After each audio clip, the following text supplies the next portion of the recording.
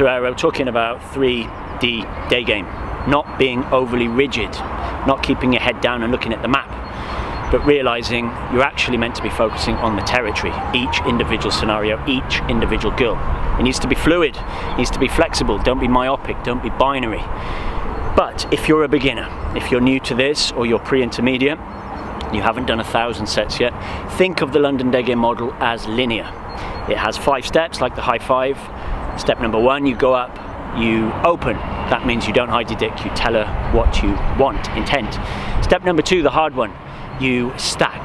That means no boring questions, but playfully teasing, challenging, making cheeky assumptions. Say what you see with a twist. Step number 3, she gives you the topic and you vibe on that topic. You story tell. The job of this is to get her to hook as soon as she's hooked.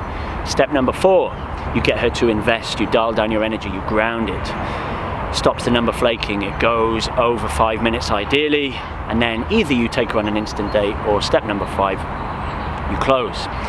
That is based on the universal model of attraction, comfort, seduction.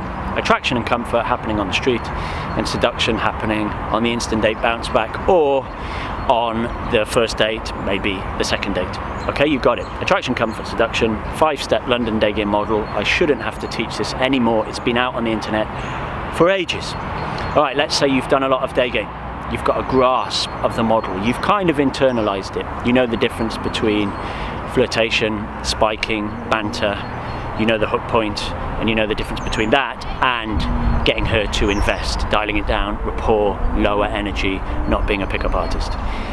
Then you realize that even though biology is biology and girls are girls, each situation is different. Each girl is different. This is social intelligence from infield calibration. That's right, gentlemen, not keyboard calibration, not forum calibration, not mental masturbation calibration, but on the street or in the park or in the coffee shop, repeated approaching calibration. I call it clutch control. I've got a podcast on it, on social intelligence. Understanding that some girls respond differently to teases than others. Some like challenging more than others. Some are a little bit more nervous. Some you need to do a bit more rapport. Some you needed to bed it down a bit. Some don't need much rapport at all, they're ready to go. You can jump from attraction almost into seduction, yeah? Some enjoy the banter and the crazy role play. Some just don't get it. Some like non-verbal more than verbal. Some you realize you need to lengthen it a little bit before you do the bounce. Some you think, it's on, I'm gonna bounce. How do you know when to do this? It's just experience, it's just your gut. It's clutch control. Think of it like in a car, when to change gears, when to put the pedal to the floor.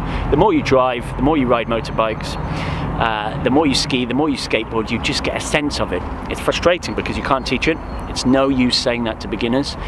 Feel it, brother, and just be yourself, be in the moment. Total bollocks, all right? You know how I feel. Learn the model first, internalize it, and then eventually you'll think, yeah, I think this girl needs a bit more attraction. Or she hasn't quite hooked, so I'm going to do another spike. Or she doesn't quite know what I want, so I'm going to do a statement of intent. Or she doesn't quite trust me, so I need to do some rapport, I need to do some grounding. Or she's good to go, so I'm going to move into seduction, I'm going to bounce now.